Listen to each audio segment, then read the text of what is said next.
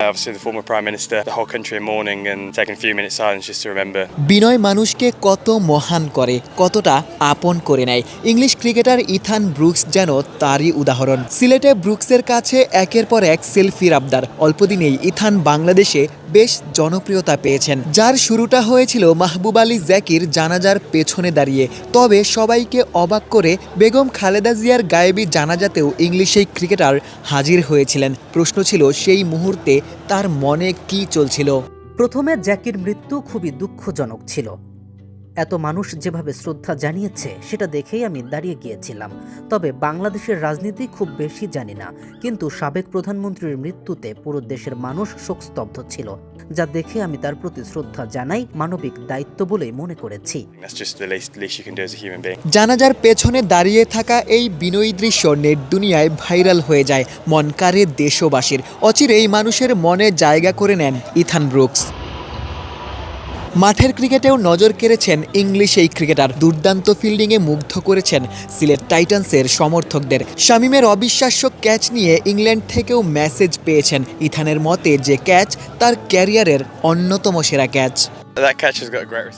ক্যাচটা দারুণ সাড়া পেয়েছে, আমার ক্যারিয়ারের অন্যতম সেরা ক্যাচ। আমি জানতাম ক্যাচটা ধরবই, রোপ থেকে একটু দূরে ছিলাম, তাই লাফ দিয়ে ভেতরে ফিরতে সুবিধা হয়েছে। So it gave me some momentum to jump back over and then back in.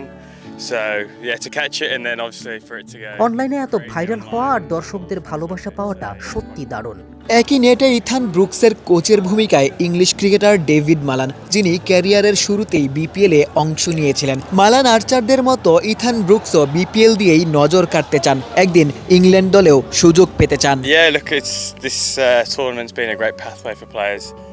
এই টুর্নামেন্ট আগেও অনেক খেলোয়াড়ের জন্য দারুণ পথ তৈরি করেছে। জাতীয় দলে খেলার স্বপ্ন অবশ্যই, তবে আমি বিশ্বাস করি আপনি যদি যথেষ্ট ভালো হন সুযোগ নিজেই আসবে। But I always say if you're good enough to play for England then that'll take care of itself, so I just try and enjoy it and আমি শুধু খেলা উপভোগ করতে চাই, হাসি মুখে খেলতে চাই, একদিন জাতীয় দলেও খেলতে চাই। best possible chance to do well. What about the Sylhet fans? Everyone is coming to the stadium and supporting you, and everyone is cheering for you. Everyone knows your name, Brooks. And what about them? Yeah, look, they've been absolutely incredible. They're আমি জানি এখন আমি জনপ্রিয়। এখানকার ভক্তরা সত্যি দারুণ। তারা আমাকে যেভাবে সমর্থন দিচ্ছে সেটা খুব ভালো লাগছে। আশা করি আমি তাদের ভালো পারফরমেন্স দিয়ে প্রতিদান দিতে পারবো এবং আমি দলকে জেতাতে সাহায্য করতে পারবো।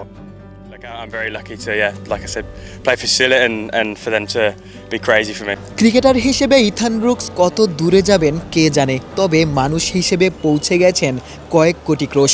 ইংলিশ ইথান বাংলাদেশে ভাইরাল হয়েছেন, বিনয়ার সম্মানে কোটি মানুষের হৃদয় জিতেছেন। সিলেট আন্তর্জাতিক ক্রিকেট স্টেডিয়াম থেকে আশিক সারোয়ার, নিউজ 24।